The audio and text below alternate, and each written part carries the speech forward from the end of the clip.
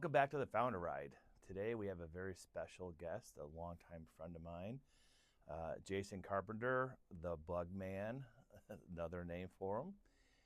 Coming in, we're going to hear his story, what he's doing, where his business is going. He just downloaded some pretty cool and interesting information to me as we were waiting for everything to get set up. But before we get going, Jason, would you mind, as we've talked about in these podcasts for a long time, that entrepreneurs are on a special founder ride. And where are you today in that ride? Today we are on the net profit ride. Okay. It's a thing I think that as I get caught up in growth over the years, and in the last particularly 2, 3, 4 years, our market's been hot for sale. Private equity and strategics have expressed some interest.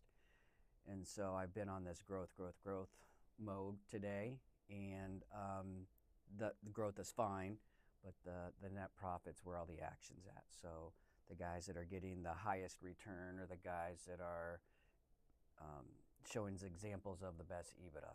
And that's something that we're working really hard on. And that's where the feel like we're kind of in that last little peak that you showed about. Yeah, the accelerating stage where you see the light in a tunnel where you're like, hey, if we get our net profit to where we want it to go, this is going to work out the way we want it to work. Yeah, good. It's so funny. I was in conversation with somebody here last week about revenue versus net profit, and it's of course you need revenue to have net profit. Right. But so many folks just focus on the revenue component and really don't understand the consequences and having a culture understanding around net profit, what that does for the valuation of your business. It's specifically in our case, and maybe it was part of my own misinformation or knowledge of, you hear things of hearing of what industries are selling for, companies are going for, and but as we sit down and talk with you and really understanding, I think a couple of times you're like, okay, yeah, I think you said, yeah, if that's what you want to believe, but this is really what we should be benchmarking. And I'm like, no, you don't understand. You don't know my industry. And then when we get down to it with the brokers, they're like, it's about EBITDA. I'm like, why don't you guys just talk about EBITDA then instead of this revenue times X? Let's really talk about the drivers that get us there. And I would say since our last evaluation we went through, and we started in July, took about 60 days, and then my switch is EBITDA of 100%. And then you go into the efficiencies and the duplications inside the business, and then you just uncover a whole pile of stuff. And I'm like, I think my struggle today is I'm frustrated that it's there. We didn't capitalize on it, so I know where the money is. But I also didn't tell my teammates this is what we're looking at for, because it's been growth. And it's a different mind shift. And so as our annual company meeting comes up this Friday, it's about change. And people are nervous and they see, oh my gosh, these people have left, and is my job safe? And so my message is going to be about change. Sure. And that change is a good thing. It's an opportunity. So that's exactly where we are today. And it's it's not just change; it's change and improvement. And so that's the thing. Good. That's a good word. Yeah. It really is, because we've all learned this forever and ever, that when you hire somebody, when you upgrade your team, you're doing just that. You're upgrading your team, right? Somebody walks out the door, you want to make sure you hire somebody who can contribute even more effectively to your team and more additive to your culture. But let's go back to the revenue thing for a second. Sure. It's really a fascinating conversation, because you have to have revenue in order to have net income. From a cultural perspective, I think it's not just have revenue, but automated revenue. That's a reliable, recurring revenue. And that's where, and I know you do based on what your business is, when you really can demonstrate an ability to have scalable revenue, that in conjunction with an efficient EBITDA, attractive EBITDA, makes you that much more attractive for a sale. Yes. But you got to have both, and so culturally, and it's a common mistake as entrepreneurs, first generation entrepreneurs, that you focus about just revenue, but not even high quality revenue, and not recurring revenue and then attaching it to EBITDA. And it is frustrating when you go back and look at all the money you wasted all along the way. I think, fortunately or not, in the pest control industry, there are recurring revenue contracts out there. So for us, we do a lot of apartments, as you know, and some of them are Section 8 HUD housing and CMHA, and they're required by the government to have these preventive maintenance contracts in place. So the vast majority of our clients, I think we manage a little bit more than 1 million units annually. So they're required to have us come in, and they need that pest control service, and they need the documentation part of it. So a big chunk of that is recurring revenue. But then there's also a multiplier of, if we bring on X customer in at a base rate, almost like government contracts, right? This is the entry level, but all the additional revenue is made off of these extras. So we're able to prove that in the valuation of the base model with the formulation to say, hey, it's not just this, but it's also this. And we've got years and years of data. But you're right, that recurring revenue, and sometimes it's difficult to project for the next year's revenue of what's going to come in. So I mean, you have this base amount of customers. You hope that they're going to do this again as they did last year. But for us, it's seasonality. There's some seasonality in there. And then sometimes companies get bought out and they're no longer in that space. And it's been a ride. Yeah. I mean, we've been with you since 2010, 2011. And I was thinking about this last night. We played defense for a lot of years. And it feels like finally now, I mean, God, this is a long time, Being an entrepreneur is not an easy place at all. So talk to me about your remodel, and like you have a lot of positive things going on. And I was thinking about this on the curve thing that Liz sent over. When we first got our first office, we were out of the basement for 7, 8 years, and then I remember, I mean, you're socially still there, but I think, all the trucks were coming over to the house. I'm like, I know our neighbors are going to say something to the homeowners association. I tell Karen, like, we've got to get out of the house. And then it was me, Karen, Sarah, my wife's best friend, who's head of our customer service and wildlife. And like, we got to get an office. I'm like, I just don't know if we can afford it. And we went over to a place, and I'm like, oh my God, this is so nice. I'm like, I don't know how we're going to afford it. I'm like, screw it, let's just do it. And we did it. And I was joking around with Karen, that first space was, I think, 1,500 square foot, and now we're up to about 12,000. And we just did that time after time. And I remember every time of upgrading the space, I was really nervous, but I felt that was the right thing to do. You beat yourself up so much, like, well, I can't not afford to do it. Like you know that it's expensive and it's a big leap, but like every time you do it, it works out, right? Yeah. Yes, and then this last, the new building we're in, we were in about 6,000 square foot, and then I was trying to work a deal with JR, Capital Equities, and to get up on the 3rd floor. They were really hard to negotiate, and then as it happened, they said no, and then 30 days later, our neighbors next to us were moving out. So all we literally had to do was just open up the wall. It would have cost me an additional $100,000 just to move upstairs and take everything down. We were just open it up. And that worked out well. But I think with becoming more efficient, the joke now is we really didn't need that space, but we were kind of caught in that catch-22.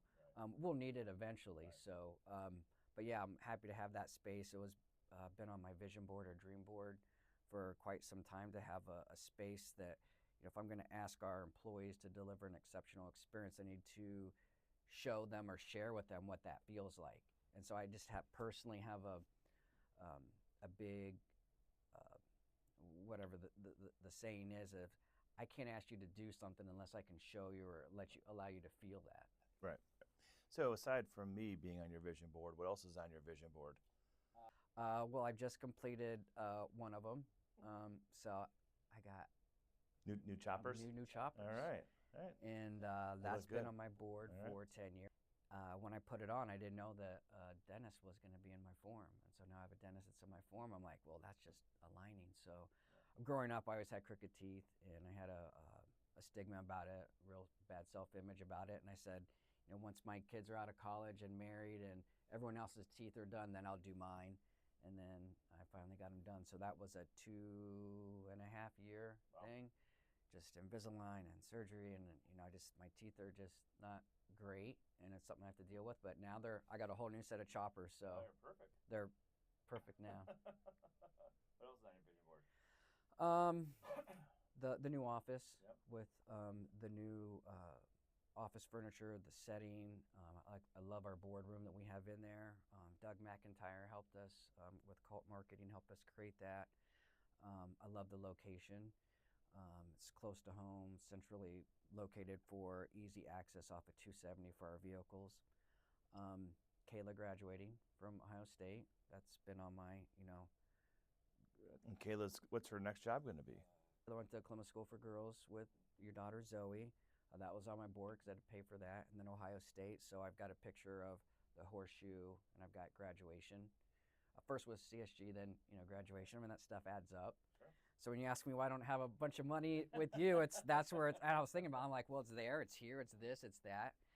So she'll graduate in May, and she's always worked in the office since high school. So she's come in, and it's funny. I did a podcast with her about 6 or 7 months ago. I'll send you the link, but I asked her what's it like to grow up inside the family business, and what I think in my mind, how they interpret it, it's quite different from how she views it. So she was in the college school of Fisher Business with Zoe, and then she will come out doing marketing and assisting in sales.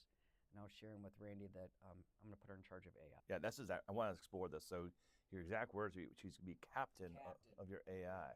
So talk to me. What does that look like? What's she going to do? What's the goal? So we're still developing her job description. Right now, she doesn't have any classes on Mondays. And Must be hanging out with my boys then. They don't have classes on Mondays well, either. she works on Mondays. Yeah. Okay. So for the fall semester and the spring, she'll work on Mondays. She's in there today. I was actually going to have her come in, but she's like, Dad, I'm too busy. I'm like, I'm going to go down with Randy. So we're working with another person in my forum of marketing to our clients. That's something we've been terrible about. So I brought Jess Bossler in with Second Mile, and they're creating this content calendar. And that's something that we're developing. They're going to help us get it up and running, get SOPs for Kayla when she comes in, and they'll help her transition. So that's the first step. This is marketing to your clients. Existing clients, Yeah, right. Not trying to get new clients. Some, but the majority is we've grow, and we've never said, hey, Randy, we do wildlife control, or hey, Randy, do you know we do termites, or X, Y, and Z, and vice versa. On the on the property management side, we haven't said, hey, we're operating in Kentucky or Indiana. We've done a terrible job at marketing to our existing clients just to let them know that the services are there. Yeah. So I felt that was an easy punt. And I think my experience is that marketing's always kind of fell back to me, and I just kind of throw stuff at it. But it's got to be a consistent message. Right. We have the audience. We just need to communicate to them better. Right. So that's the marketing side. And then the AI, I don't know a ton about. I feel like it's something that we should definitely watch out for. I hear some of the guys in Forum and EO talk about AI and Chat GPT, and I know my wife uses it, and Brandon, my oldest son, but I just feel like that needs constant pressure. Yeah, so it's, I was at an EO event out in, what's it called? One in Dallas, Fort Worth, that I'll think of it. But this big EO event, and it was very focused on AI. And several of the speakers had said that if you're not using AI every day, you're behind.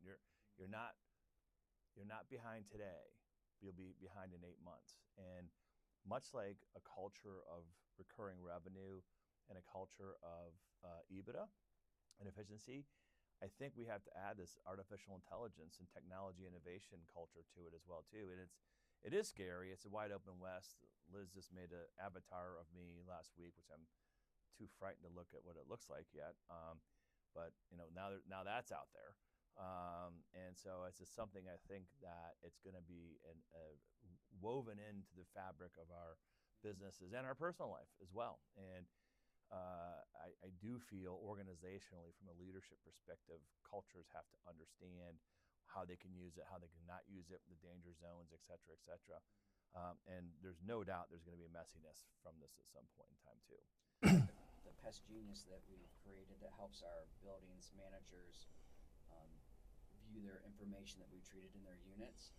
That after we switch that platform to this better platform, it's opened up all possibilities. So whereas our technicians can be 50% more productive and efficient, so that could mean less technicians or the opportunity to produce more revenue. Yeah. So that's been amazing. One of the things, you alluded to this at the beginning. You were in your basement working, busting your ass, and you found EO, Entrepreneurs Organization. Talk to me about what that did for you and what it did for you personally, what it did for your business, what it did for your family, what it did for your social life, all that. I was at a Columbus Apartment Association luncheon, and I put on my board the top 10 people that I'd like to do business with. And then I studied each one of them and said, if I ever meet them at a function, I'll know at least a little bit of something about him. And sure enough, it was, we were at Heritage Golf Club, and Dave Anderson was sitting down at a table. And I didn't know at the time, Dave was in EO. He was the membership. Businesses. Homestead America Apartments. Yep, right. And there was an empty seat at the table. Right. I thought, well, I'm just going to sit down right there. So I sat down, and I didn't say anything. And then he said, hey, what do you do? And that's how the conversation became about. And so, who do you know? This kind of thing. And I mentioned that I knew Chip Harris. Oh, I know Chip. Blah, blah. He's like, come down to my office. We'll meet. Just that's how it started. And that's when I got down there, he's like, hey, have you heard about EO? Oh, okay. I didn't know Dave was the one who recruited you. Right. Yeah. Awesome. And then he was on the membership chair as well. Okay. And he needed, wanted to talk about pest control. So that's how it worked. Came in, and I got it in EO around, I think at the time we weren't even quite doing $1 million. Okay. I think we were like around 850, 900. Right. So I came back, I'm like, we got to do $1 million. We got to do $1 million. And the next year, I'm like, it was perfect timing. So that's how I got into EO. I've been in it 15 years. And what has it done for you? Well, we've grown 9x since then. I have built some amazing friendships with you. We're one of the first people that I met. I feel like I've got a lot of equity in EO, especially with my form. And I was thinking about, we have a few new members in our form, and I don't know how to. Equity is the best word that I can put into words of what I feel like, especially with my form. That's for me personally. On another note, we used to have the EO Health Network, which was great. That helped me with my cancers that I had, kind of moved me to the front of the line.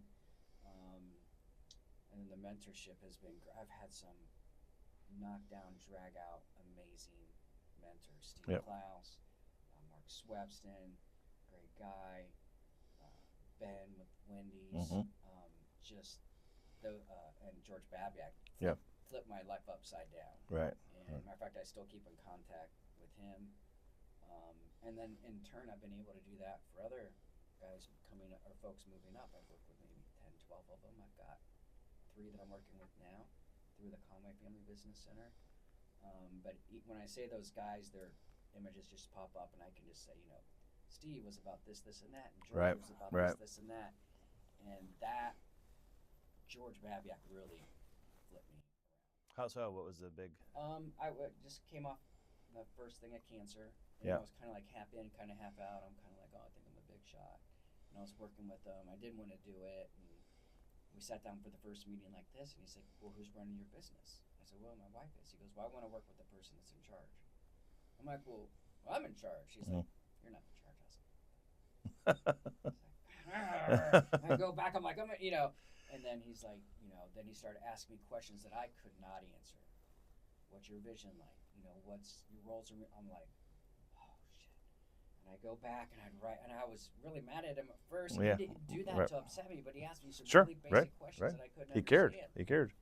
And I was like, oh, and I spent 6-7 months just writing and writing and writing, and finally when the vision came down, everything else kind of flowed from there. And then this was before EOS, and he gave me a knockdown version of what that was. And I used I call it the George Babiak thing. Right. Very similar to EOS, and we focused on vision, mission, values, core competencies, and then roles and responsibilities and structure. We just started there. The structure, And then it was a to-do list, and then it was certain metrics, and then we just kept knocking that out. But he said, got to start with this. That's awesome. And you still use all that today? Yeah, I use a combination Yeah, of right. George's Yeah. system and EOS. Yeah. It's kind of a hybrid model. Got it. Yeah. And what about your family? How's the Entrepreneurs Organization impacted your family? So initially, it's been a big part of my Yeah. family. I think that's how our daughters. Yeah, right. I was just gonna say our daughter's now. gonna. Yeah, right.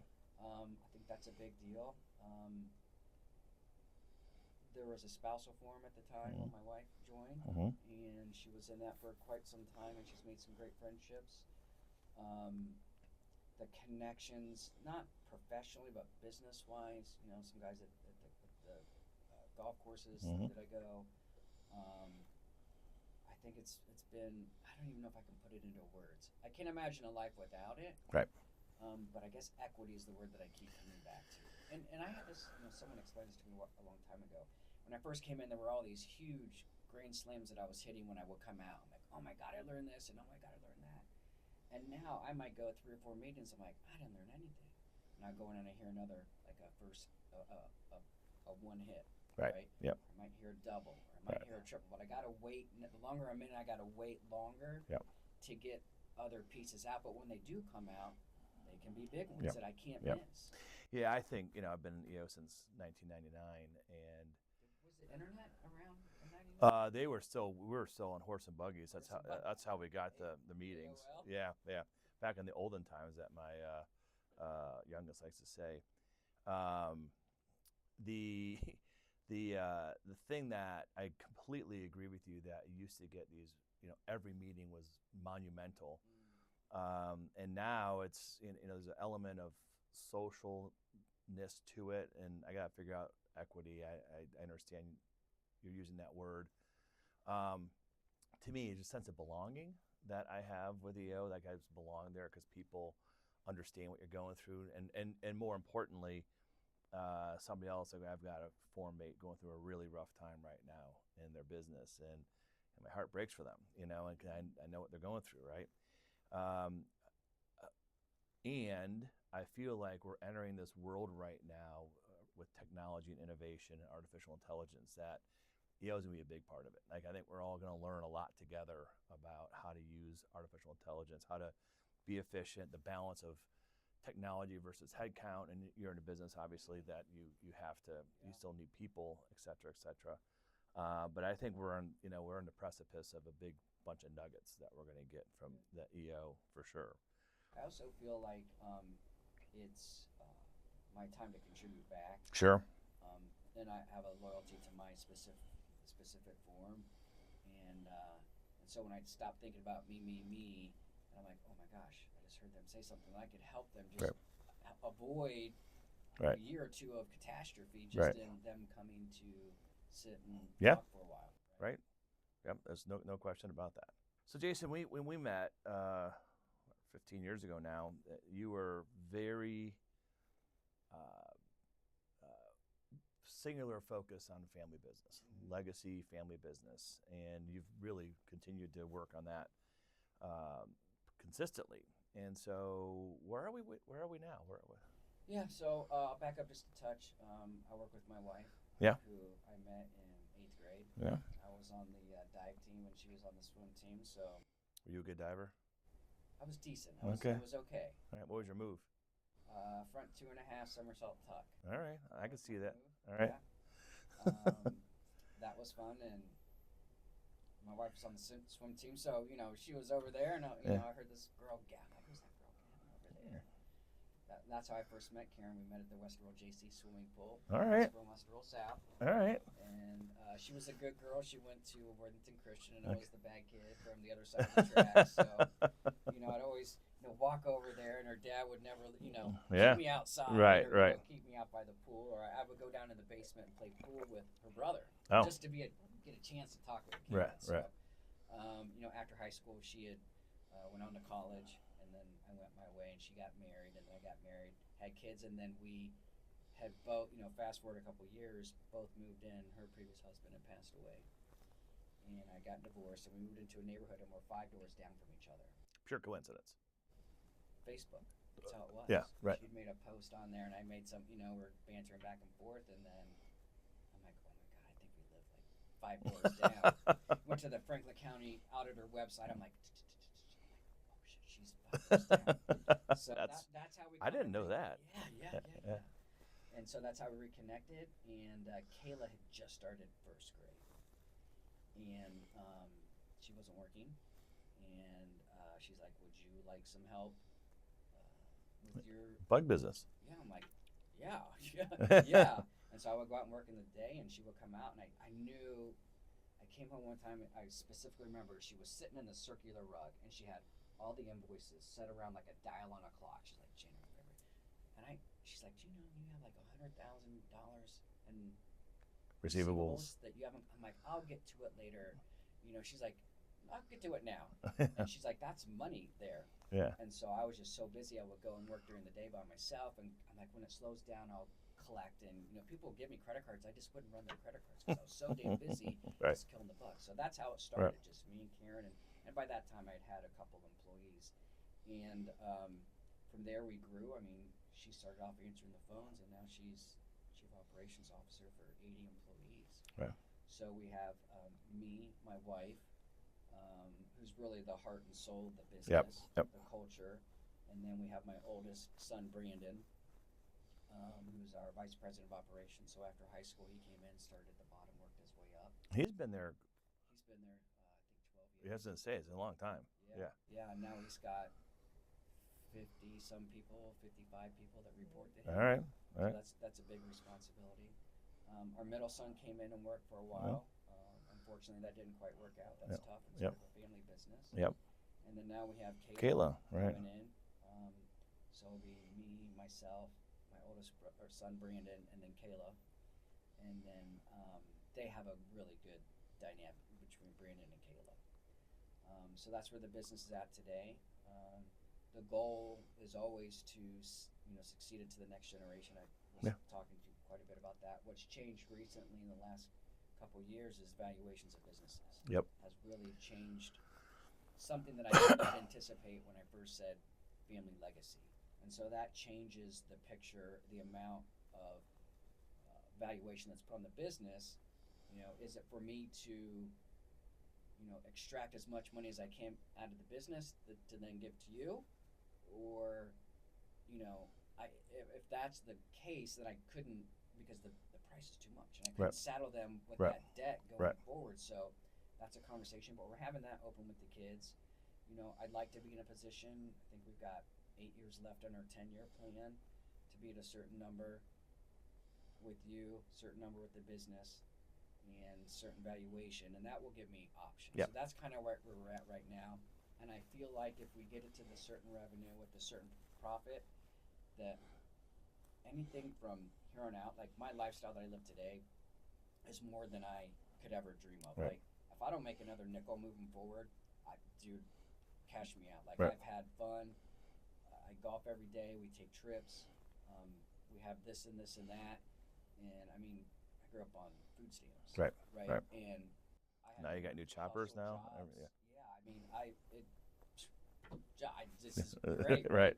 And so I know when we started you asked me how much was your burn rate. I know it was this, and now it's that. Yeah. But I'm really telling you, I don't think I can spend more than this. And you're gonna say you're gonna spend more. Yeah, we'll talk about that next. I really feel like like I don't need another X. Right. I don't need another. You don't need another thing. What's gonna happen? Right. Yeah. What's gonna happen is this. You get a great time down in DR, and eventually you're gonna take the kids and grandkids, and that's a different animal. And how you spend your time is a different animal. Yep. So,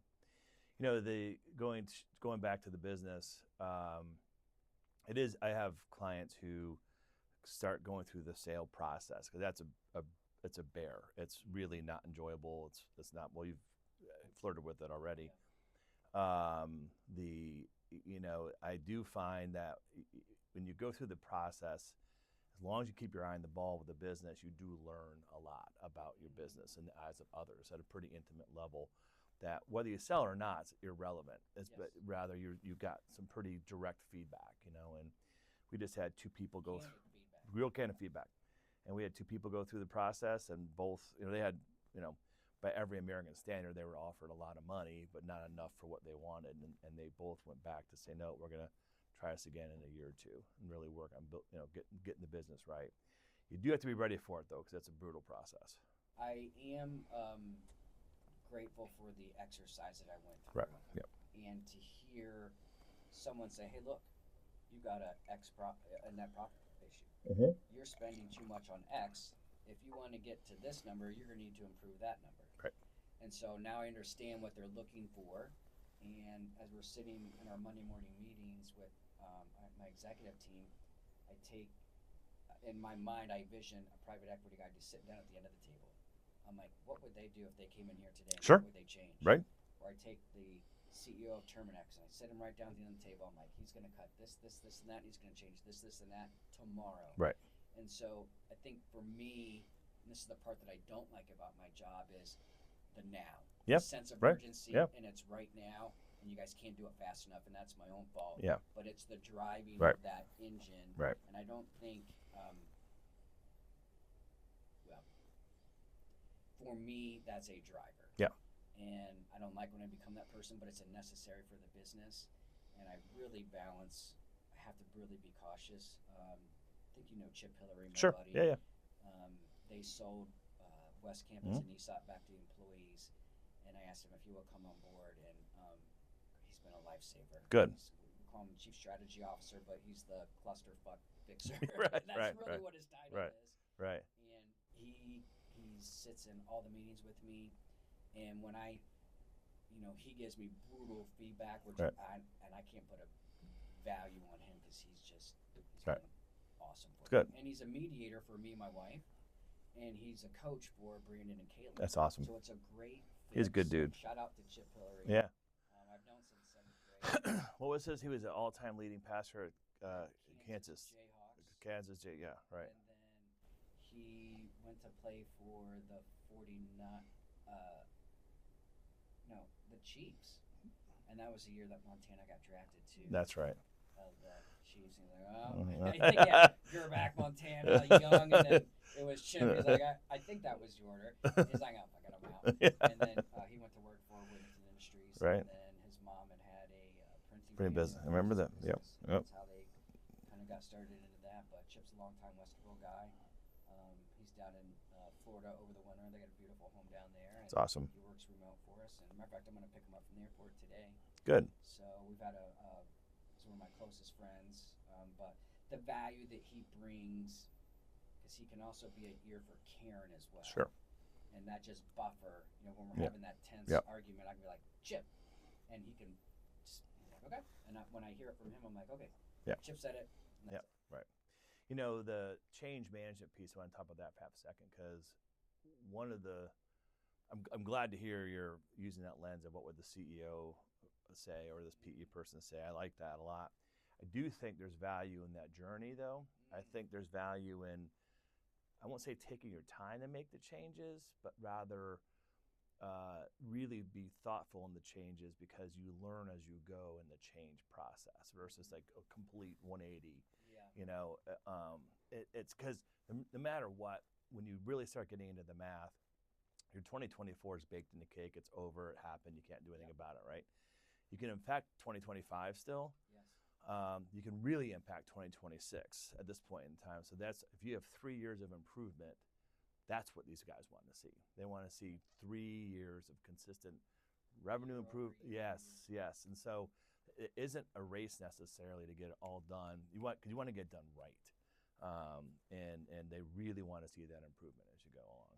What it feels like, with my counselor, what I feel like is that the money's just, and it probably feels that way because it's mine. Yeah. I hate to say that, but it is. I just feel like the wallet's opening up and just. Said differently, you've money. taken all the risk all these years, and you've made the sacrifices, and so now you're aware, and you want to. That's a rational position for sure. And Chip does a great job calming me back down, because Friday we have our annual company meeting coming up Friday, and as a couple of days ago, I'm like, I'm not doing it. I can't get my head in that space. X, Y, and Z. I'm not going to say what was happening. I'm like, no, I'm not doing it. And then Chip's like, let's talk about that. And he said, I want you to think about communicating your message to your A and B players. Yeah. Because all I can think about are the negatives. Right. And that's whether it's a good or a bad thing, it's always been a thing of mine. If, male, so I'm fixing things all the time. And my head just goes right down to the lowest common denominator, and that's what I want to focus on. Yep. And I disregard all the positive. Yes. Yep. And Karen's really good at that. And so Chip's like, I want you to just think about your message of what you need to say as a CEO to inspire the A and B. Yep. That's able to craft my message, and I'm like, okay, one conversation, half an hour. I'm like, you know, and I got the whole thing done. Yeah. That's really good advice, and I think all of us as entrepreneurs, because we get, you know, because it is our blood, sweat, and tears, and you get frustrated, and people don't do what they're supposed to do, and they're getting paid to do it, you know, or they do it half-assed, and so, but it's hard. You have to learn, me too, to really focus on that positive messaging to your A and B players, and because they're the ones driving the bus. The other part, what I've learned is I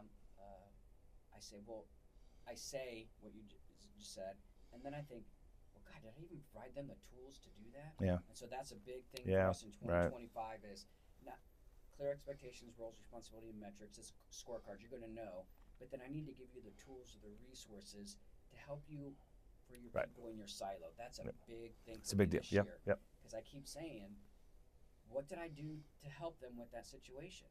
Right.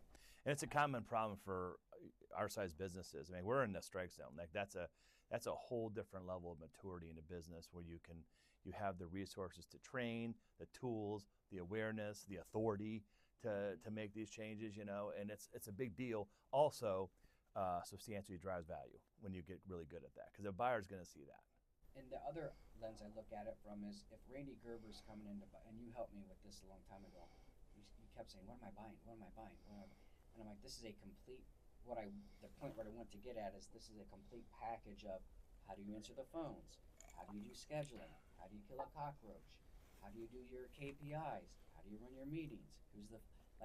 If someone's coming in and saying, this is how you run the company, and then this year it's going to be a transformation into everything video. Yeah. Everything, not only, I had this big playbook I think I shared with you. Yeah, you did. This huge 3-ring binder. Then we put it into the web, and now I want to put it into video. Now you'll have an avatar coming out soon. I want an avatar. I have an avatar now. I haven't seen it. How do you kill a cockroach? Many different ways, like that, old school. There's a variety of different What's ways. your favorite way to kill a cockroach? To have one of my technicians go and do it. Let them decide. I think you want me to answer that? Yeah, actually, I'm really kind of curious. So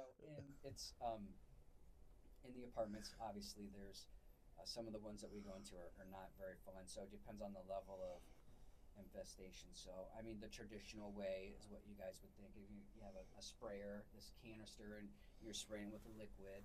There's a multitude of different ways. There's you can vacuum them up with a vacuum is certainly one way. There are glue boards that you can put down that attract the glue boards. Glue boards are a great indicator of what type of bugs that we're dealing with. Yep. There's dust that are available. There's the girls are like,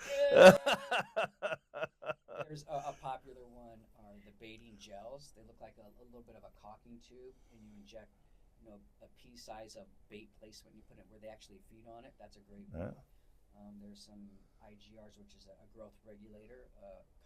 There's really lots of ways to kill a cockroach. Yeah, so a cockroach goes through different molts during its stages. All right. And so when they're introduced to this growth regulator, prohibits them from getting to the next stage. So that's how they die. There's wall injections. There's. Do you have a funny story about like the funniest history? Oh, I got a nasty one. Let's hear it. Yeah. Two that stuck out in my mind specifically. The one, this is actually how I got into the apartment. That's my next. That's where I started going. So I've been in the business industry since 1990. I worked for another family business. It's actually my first wife. His dad owned a pest control company, so I worked there. But they had this large client, Lincoln Management, on the east side at Broad and Yearling, over by DCSC. Yeah. And English Village and Park Lawn, Rickenbacker, Yearling Green, where these apartments. I can specifically see them.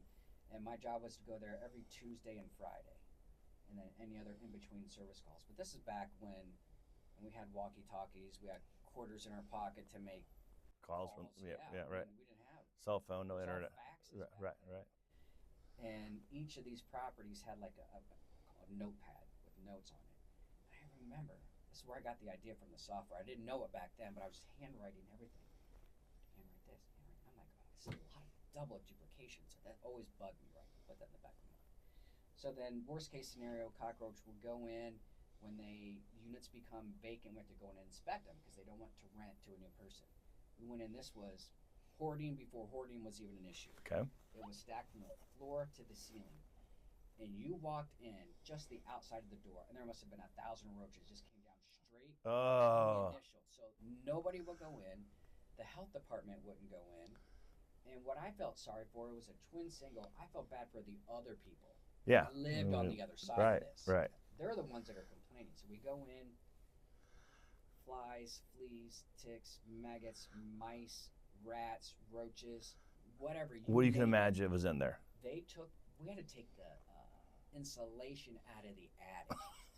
They stripped that one, all the drywall down to the studs. Every fixture, everything was gone.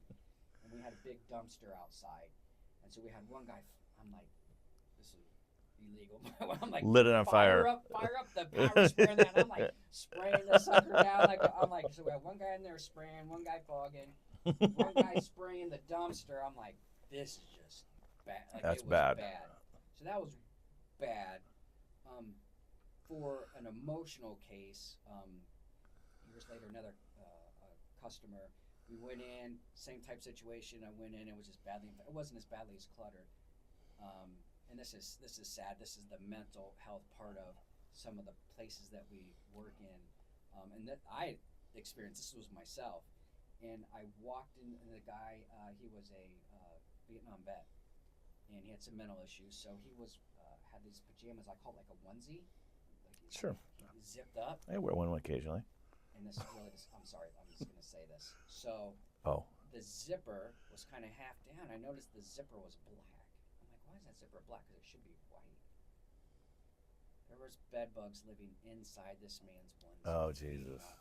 And that black was the fecal material where they were shitting on.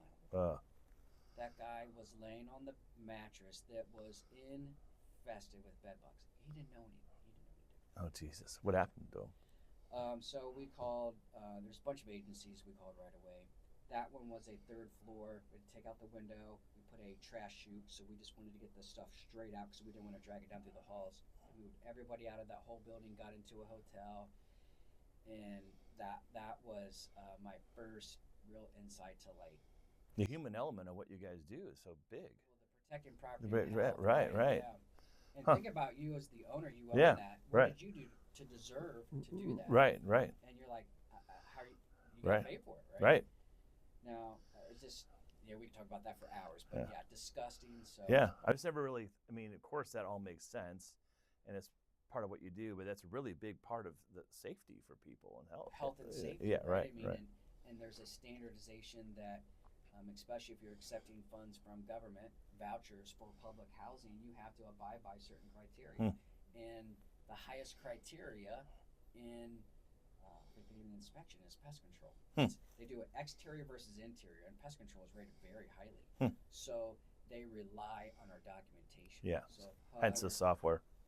They come in and they have dinged you for a pest control issue, and they deem it medium to heavy. You've got 24 hours to remedy that situation, and they want to see what the preventive maintenance plan is like. So if they get shut down or lose their funding, that's a big deal. So they have to have the documentation. Yeah.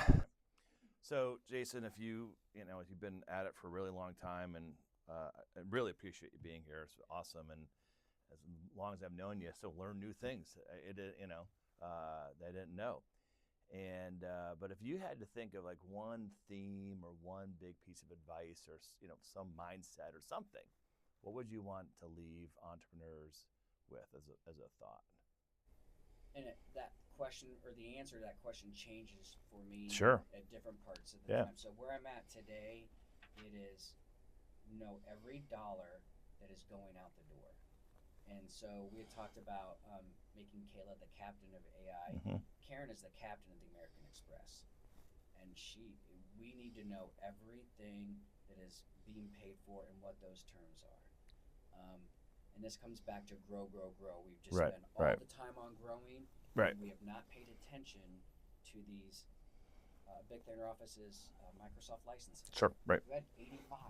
We're down to, we need like 30 in the Right. office. Right. The GPS on the trucks, we grew up to 60, almost 70 trucks. We downsized. What about and it just, Right. it made, and it's not anyone's fault. Right. I guess some of that responsibility is on me. Always at the end. Right. And so now we know. Yeah. And now Right. there's a calendar that we have. When this renews, we got to give 2 months notice to this, and that's where the dollars matter. Yeah, yeah. And that's my biggest advice today. If you ask me in a year, it'll be something else. But our head is that's where it's at today. No, I would actually tell you from my experience and our clients that having a culture of financial discipline is real important. Going back to day one, it isn't hard. That's the thing. It just requires attention and somebody to do it without doubt. So. And the metric that goes onto the bottom of it, right, for us, and so we pass that to Karen and to Brandon. The other piece of important advice I would give, and we're just coming through this. This comes back to the growth. Is I am no longer focusing on lagging indicators. It's the leading indicators. That's right. And so I would get my P&L. Yeah, right. The CFO comes in, and I go right to profit margin. I go right there, and then I decide how long I'm going to dig out the shovel and ask questions. That's all I do. Right. And every month I'm like, why isn't it this? What? And we completely thrown that out, and we just got real down in like 30 days. Yep. Just give me 30 days, and then let's focus on all these. We were focused on the wrong metrics, and my metrics have changed. Yeah. They keep, right. I didn't have any KPIs. Then I had KPIs, and now I feel like today. Ask me another year, but today I feel like they're really good ones. So I'm not focused on production. I'm focused on did the guys. If we said it was going to take an hour to kill these cockroaches, how long did it actually take them? Right. The scheduled versus the actual. Mm-hmm. Did the guys check in with the team in the morning and the afternoon? There's a whole list of these little tiny metrics that they can be sure. hitting, and this is a model from Southwest, actually. Yeah. They focus on all these small little. They don't say we're going to do X amount of flights. They say, did you do this in time? Did you do that? That's in right. time? And so when you break that down per category, that's what we're focused off. And then the data. This is where the software comes in to take that. And then now when my managers come in, they have a report, and they can go back. And now I'm not sitting 30 days from now right. saying what happened. Right. Those are the two biggest thing is try to figure out what those leading indicators are and focus on those. That's where we're at today.